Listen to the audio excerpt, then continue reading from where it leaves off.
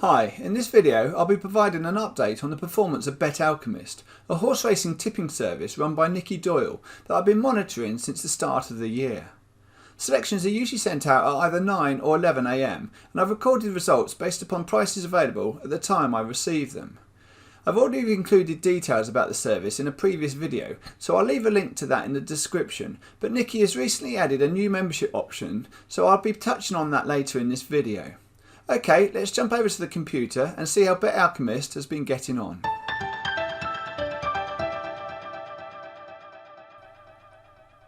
If you've seen any of my other tipster updates, the layout of the spreadsheet should be familiar to you by now. Apart from his anti-post bets, Nicky usually sends out selections on the morning of the race, so there's no evening prices for me to record for his service.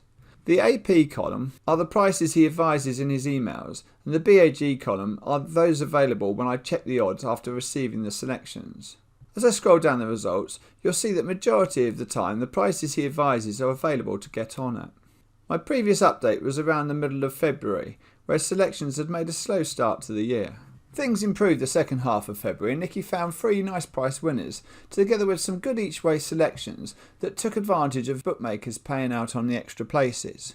The majority of his selections are advised each way and often target races that include the additional places, so you really need to be able to take advantage of those offers if you want to make the most out of the service. By the end of February, selections were showing a slight profit of 1.67 points. March saw the Cheltenham Festival and Nicky went into the festival off the back of a 17-2 winner. Nicky had advised the bet at 7-1, but it was William Hill who were paying the 6 places, so the best odds guarantee paid the bet at SP. That's definitely one thing to think about when you're taking the enhanced places, as often Sky Bet offer the most places, but unlike other bookmakers, they don't pay best odds guarantee on races where they provide the extra places. Cheltenham is a festival that Nicky targets in a big way, including anti-post selections and a couple of Super Heinz bets covering races across the 4 days. In general, it wasn't the best of festivals for the service, although he did have a good final day, including the Gold Cup winner. Despite a lacklustre Cheltenham, Bet Alchemist did finish March with a profit, boosting the overall figure to 11.16 points. April started slowly, but results improved as the month wore on. Some good price winners during the middle of the month took things into the Punchestown Festival on a high. As with Cheltenham, winners were hard to come by during the first 3 days of Punchestown, but Nicky did come up with an advised 40-1 who finished 5th, again taking advantage of the bookmakers paying the extra places. Bob & Co.'s win on the last day of the month ensured April finished in profit and May started in fine style with Brahma Bull winning at advised price of 18-1 on the last day of the Punchestown Festival. That was the only winner so far this month, apart from Helvic Dream finishing second in a race where Nicky advised betting without the favourite, a bet that is often overlooked when backing in a race where the favourite is at short price. The early May profit from Brahma Bull has been given back to the bookies and the service is currently making a small loss so far this month. Okay, let's see how his results look on the chart. The Bet Alchemist service seeks value bets rather than concentrating on short price favourites, so you'll inevitably get ups and downs along the way. But since my last update, the chart is showing a good upwards trend. There was quite a drop during the first couple of days of Cheltenham, but then things recovered well after that. So overall he's had 194 bets, of which there's been 20 that have won, giving us win strike rate of 10.3%. 71 of the selections are placed each way, and that gives a 36.6% strike rate for the places. So total amount staked has been 209 points, and the profit based on the best odds guarantee prices is 12.37, with it being a loss of 19.61 if you were taking SPs. Looking at the breakdown for the months, as I mentioned, it was a slow start to the year, with January making a loss of 8 points, but February recovered those losses and March built on those profits.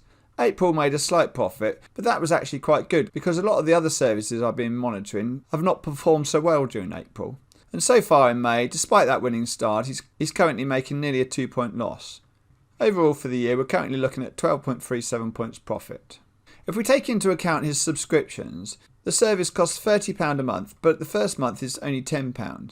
So for the 5 months to date, you would have paid out £130, Or if you paid it quarterly, you'd have paid out £168, taking into account a £10 first month, but you'd still have more than a month and a half left of the subscription. At £10 a point, you'd have achieved a profit of £123, which doesn't quite cover the subscription of £130. Given that the majority of his selections are 0.5 points each way, that would be £5 each way. And at £20 a point, so £10 each way, you'd have achieved a profit of £247, which would have left a profit of £117 after taking into account the monthly subscriptions. Now I mentioned that Nicky made a change to the membership options, and he's added in a weekend-only service, where you just receive his selections on Saturdays and Sundays.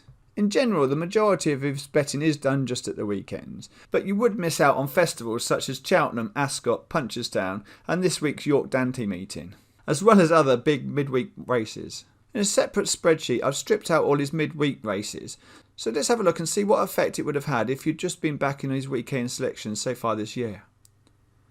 Backing just the weekend selections would have reduced the number of bets to 114 and the number of winners to 11, reducing the strike rate slightly to 9.6%.